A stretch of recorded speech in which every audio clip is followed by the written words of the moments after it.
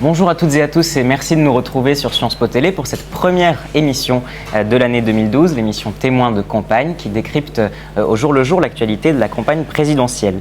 Aujourd'hui, notre invité est un ancien candidat à l'élection présidentielle, Monsieur Noël Mamère. Bonjour. Bonjour Noël Mamère, vous êtes député et maire de Bègles. On va vous poser toutes nos questions sur la campagne d'Europe Écologie. Vous soutenez, je le rappelle, Eva Joly. Mais on commence avec une première partie de décryptage. Théo, c'est à toi. Et on commence avec le sondage de la semaine qui montre le désamour des Français pour la classe politique. Selon un sondage Ipsos paru dans Le Monde en date du 2 février, l'image du personnel politique chez les Françaises est très mauvaise. Sciences Po TV a réalisé pour vous un petit micro-trottoir chez les étudiants. Regardez. Je trouve qu'il n'y a aucun des partis qui soit assez carré ou assez clean pour qu'on ait envie de voter pour eux pour l'instant. Il y a aucun des partis, je trouve, n'est intéressant vraiment. Je pense que la politique, c'est censé être un ensemble institutionnel qui dirige notre pays, qui ne le fait pas vraiment, enfin qui est en tout cas censé nous servir, mais qui aujourd'hui ne le fait plus vraiment et qui sert probablement plus ses propres intérêts que les nôtres. Actuellement, moi je comprends pas du tout les politiciens actuels, puisque pour moi j'ai l'impression que c'est des people, c'est des gens qui passent plus dans des journaux comme Gala qui font que faire de la politique. Je vais voter, mais je vais voter blanc parce qu'il n'y a aucun candidat qui m'a convaincu, qui me semble mériter être président. Donc selon ce sondage Ipsos, 20% des Français estiment que les hommes politiques ne respectent pas les grandes règles de la morale. 57% des Français pensent que seulement certains d'entre eux respectent les grandes règles de l'éthique personnelle et politique. 45% des Français pensent que la transparence en politique s'est dégradée depuis les années 1990 et 50% pensent que les hommes politiques sont moins sincères qu'auparavant. Noël Mamère, pourquoi un tel discrédit et comment regagner la considération des Français ? Vous savez, on est en train d'assister aux effets du tous pourri de Le Pen. Il a fini par gagner l'esprit des Français. Et aujourd'hui, effectivement, le personnel politique est très mal vu d'une grande partie des Français sur des thèmes essentiels, tels que l'intégrité et l'honnêteté.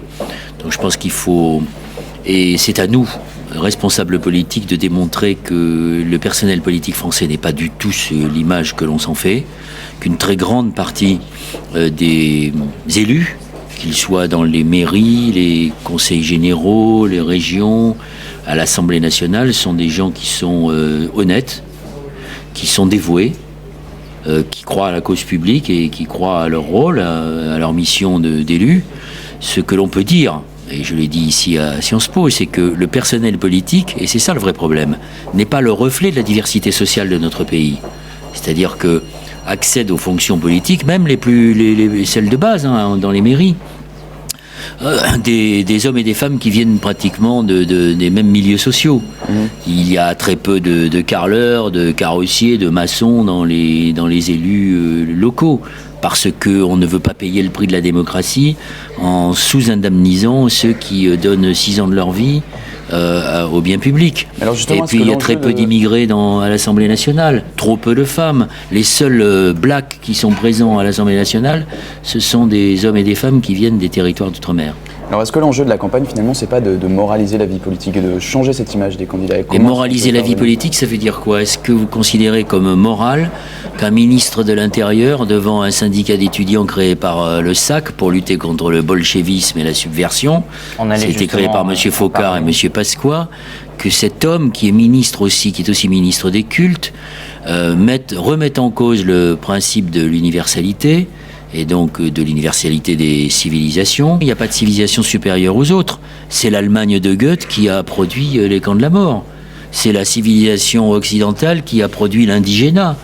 C'est-à-dire les parents ou les grands-parents de ces jeunes qui sont français aujourd'hui n'étaient pas considérés comme des citoyens français quand ils étaient colonisés en Algérie, au Maroc ou en Tunisie. C'est la France qui, en 1930, à l'occasion de l'exposition universelle, a présenté des Africains de nos colonies comme des sous-hommes, et on pourrait comme ça multiplier un certain nombre de choses. Moi, ce que je propose d'ailleurs à monsieur Guéant, mais qui n'est qu'en fait que le ventriloque de monsieur Sarkozy, c'est de vider tout ce qu'il y a tout ce qui appartient à ces sous-civilisations au Louvre et dans tous nos musées, Hein, on n'a qu'à renvoyer toutes les statues égyptiennes qui exploitaient les esclaves. Enfin, je trouve ça tellement stupide, tellement obscène politiquement. Ces gens-là ne sont pas des ignorants, ce sont donc des gens malhonnêtes. Donc voilà, c'est ça la réponse qu'il faut apporter. Donc la morale en politique, c'est d'éviter de sombrer dans ce genre de contresens historique, anthropologique, biologique, qui n'a qu'un seul but, c'est d'aller draguer et d'aller braconner sur les terres du Front National. La morale en politique, c'est de défendre ses valeurs, c'est de défendre ses convictions et de ne pas céder à la facilité. Alors les gens malhonnêtes en politique au cœur de la polémique de la semaine. Oui, donc cette polémique, c'était évidemment l'affaire Guéant dont vous venez un petit peu de parler. Je le rappelle pour ceux qui n'auraient pas suivi l'affaire, et je pense qu'ils seront rares, que le ministre de l'Intérieur a déclaré que toutes les civilisations, toutes les pratiques, toutes les cultures, au regard de nos principes républicains, ne se valent pas. Ces propos ont provoqué un véritable tollé à gauche, mais ont reçu parfois un certain soutien à droite, à commencer par le président de la République, Nicolas Sarkozy, qui a qualifié les propos de son ministre de bon sens. Oui, Hier, en pleine séance... Hier, en pleine séance à l'Assemblée nationale, le député apparenté PS Serge Letchimy a interpellé Claude Guéant pour lui dire la chose suivante, je cite, « Vous nous ramenez jour après jour à ces idéologies européennes qui ont donné naissance aux camps de concentration ». La séance a été suspendue par le président de l'Assemblée après le départ des ministres et des députés de droite. Alors, puisqu'on est Noël Mamère... Je soutiens Serge Letchimy parce Oui. qu'il a raison. C'est pas du tout exagéré de dire que effectivement dans la civilisation, on est atteint d'occidalocentrisme et que la civilisation dite occidentale, elle a été aussi capable de produire le pire. Serge Letchimy, c'est un descendant d'esclaves. Et qui a produit l'esclavage ? Les bourgeois de Nantes, de Bordeaux. Le commerce triangulaire, il s'est arrêté en 1848 et on a poursuivi sous une autre forme l'esclavage avec ce qu'on appelait l'engagisme. Donc il faut arrêter de nous expliquer que toutes les civilisations se valent, que toutes les civilisations ne se valent pas. Et puis, qui était visé par Monsieur Guéant, qui a ajouté d'ailleurs, comme vous savez, comme dans ces conversations de bistrot avec un clin d'œil, vous me comprenez, qui visait-il ? Les Arabes et les musulmans. Enfin, si vous faites de l'algèbre aujourd'hui, qui l'a inventé ? Si vous comptez en chiffres arabes, qui l'a inventé ? Et on se souvient d'Avicenne, on se souvient d'Averroès et de ces 7 siècles d'Al-Andalus qui ont contribué à la maturité de nos civilisations. Et que font aujourd'hui les jeunes Arabes d'Égypte, de Tunisie, de Syrie ? Sinon, demander l'accès à l'universalisme, à la liberté d'expression. Ils ont donc des revendications qui sont les mêmes que nous. Et donc, au nom de quoi on les montrerait du doigt ? Oui, toutes les civilisations ont c'est comme les deux faces de Janus. Elles ont leur bon côté, et puis elles ont aussi leur côté sombre. Et il y a toujours eu des tendances à la barbarie. Écoutez, quand Isabelle la catholique, après avoir chassé les Juifs d'Espagne en 1492, a demandé à Christophe Colomb d'aller conquérir l'Amérique, par quoi a-t-on conquis l'Amérique ? Par le glaive, par la croix, par le sang, en pratiquant de véritables génocides sur les Amérindiens. Donc il faut arrêter de nous expliquer qu'il y a des civilisations supérieures aux autres. On a bien entendu votre point de vue, Noël Mamère. Puisqu'on est dans une émission de décryptage, on va revenir sur un petit point technique. Simplement pour vous dire que ces gens sont des petites crapules, oui. C'est des petites crapuleries politiciennes. Afin de conclure notre analyse de cette affaire, on va revenir sur un petit point technique. Il y a une loi qui se veut scientifique qui s'appelle la loi de Godwin. Et je ne sais pas si vous connaissez cette loi. En fait, c'est l'usage de références soit à la Shoah, soit par extension à toutes les questions de race dans le débat politique.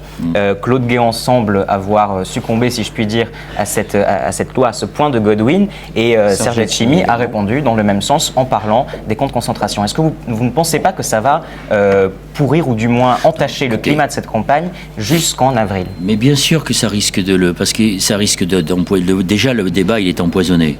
Hein. C'est pas Monsieur Guéant n'en est pas à sa première déclaration, qui n'a rien à voir avec un dérapage. Tout ça est concocté dans les officines de l'Élysée par un monsieur qui s'appelle Monsieur Buisson, qui a été l'ancien patron de Minute, qui est un conseiller très proche de Nicolas Sarkozy, qui essaie de nous refaire le coup de 2007, en jouant sur la sécurité, ces amalgames sécurité et immigration. Oui, en 2002 également. Sécurité, mais en 2002, Sarkozy n'était pas candidat. Il a été candidat en 2007. Il a joué sur la question de la sécurité, sur la question de l'immigration. N'oublions pas que quand il a été élu président de la République, il a institué un ministère qui s'appelait le ministère de l'immigration et de l'identité nationale. Tout à l'heure, avant de venir vous voir, j'étais à l'Assemblée nationale, à la commission des lois, qui examinait une proposition de loi pour reconnaître le statut des harkis qui étaient des supplétifs de l'armée française.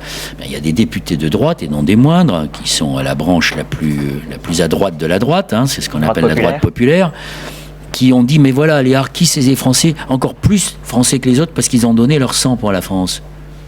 Mais dès que vous introduisez par les petits interstices des mots comme cela, ça veut dire que de manière insidieuse, vous êtes en train de remettre en cause un principe fondateur de la République française, qui est le droit du sol. Oui. Le droit du sol contre le droit du sang. Voilà, ces gens-là sont des gens dangereux. Donc par petites touches, par déclarations provocantes, ils braconnent sur les terres du Front National parce qu'ils agissent comme s'ils étaient dans le désarroi. Donc moi je suis de ceux qui prônent d'ailleurs la suppression du mot race dans l'article 1 de la Constitution. Comme Robert Badinter. Mais Noël Mamère, vous ne pouvez pas nier par rapport à, pour revenir à ces références à ce passé trouble de la Shoah. Écoutez, monsieur Letchimy n'a fait qu'un constat objectif. L'Allemagne. C'est pas la première fois qu'on entend ce type de réaction. Le député Le Gouen avait parlé de Nicolas Sarkozy en tant que daladier quand il se rendait en Allemagne. Il n'a pas traité, monsieur. Il avait fait un parallèle assez. Il n'a pas traité monsieur Guéant de nazi.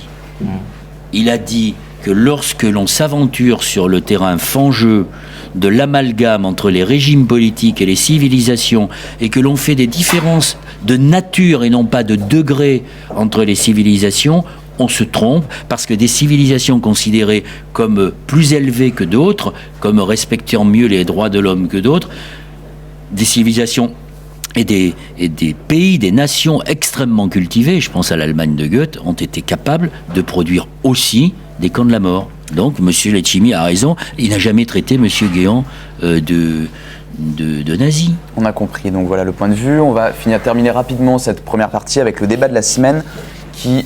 Au mieux, M. Guéant, c'est une petite frappe, mais c'est pas un nazi. Crapule fait petite frappe, il va oui, apprécier. Tout à fait, oui. Le débat de la semaine, donc autour de la possible non-candidature de Marine Le Pen, qui a vu donc sa requête concernant l'anonymat des parrainages être transmise au Conseil constitutionnel qui statuera le 22 février sur cette question.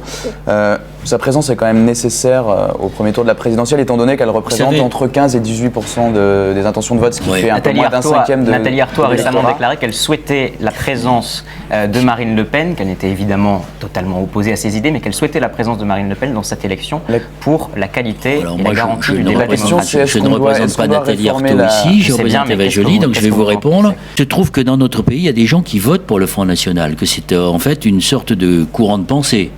En tout cas, qu'il est suffisamment puissant pour représenter quelque chose dans la vie démocratique de notre pays. Et moi, je fais partie de ceux qui considèrent que les ennemis de la démocratie, on les combat avec les outils de la démocratie. Donc je ne suis pas pour interdire le Front National, et je trouve que ce serait très mauvais pour la démocratie, très mauvais pour le pacte social de notre pays et l'équilibre de notre pays, que Mme Le Pen ne soit pas candidate. Donc rapidement, on réforme, on abaisse le nombre de parrainages, on accepte. Je ne propose aucune réforme. Moi, j'ai été candidat au présidentiel d'un petit parti qui n'était pas celui qu'il est aujourd'hui en 2002. J'ai été soumis à la règle des 500 signatures. Mme Le Pen s'y soumet de la même manière. Sur un dernier point avant de passer à la deuxième partie de l'émission, c'est la stratégie de la semaine, le rapprochement entre Nicolas Sarkozy et la chancelière allemande Angela Merkel, qui va s'immiscer peu à peu dans la campagne présidentielle française pour voler au secours de ce candidat qui n'est pas encore déclaré, mais déjà bien affaibli dans les sondages. Ce n'est pas une première, puisque déjà, il y a 20 ans, le chancelier Kohl était venu aider Mitterrand pour faire passer le traité de Maastricht. Est-ce que vous pensez que cette alliance est un symbole de l'unité du bloc européen franco-allemand, de ce socle européen, ou bien c'est juste une stratégie électorale, une stratégie de campagne? Sous forme de boutade, je pense que dans les jours qui viennent, peut-être M. Sarkozy nous dira, avec Angela, c'est du sérieux. Vous faites référence à Helmut Kohl qui est venu soutenir François Mitterrand pour le traité de Maastricht. Je vous rappelle que le traité de Maastricht, c'était un traité européen et que l'élection présidentielle, c'est une élection française. Je pense que Mme Merkel joue un jeu assez dangereux à prendre position comme cela dans une élection française. On a dit qu'elle avait aussi une vision à long terme, que si le candidat Hollande était élu, elle aurait du mal, elle aussi, à repasser. Oui, vous savez, franchement, l'enjeu de l'Europe dépasse très largement les personnes. Donc je pense que Mme Merkel fait une erreur politique, que sans doute M. Sarkozy s'imagine qu'en ayant le soutien de Mme Merkel, il va gagner des voix. Je crains que pour lui ce ne soit contre-productif. La seule chose qui m'intéresse, c'est la construction européenne. Et je sais que l'alliance entre l'Allemagne et l'Europe est indispensable à ce développement de l'Europe. Ça ne se joue pas, selon vous, dans une élection. Mais c'est pas l'Europe de Mme Merkel que je souhaite. Moi, c'est une Europe fédérale, comme le réclament Danny Cohn-Bendit et mes amis verts au Parlement européen. Restez avec nous, on passe à la seconde partie.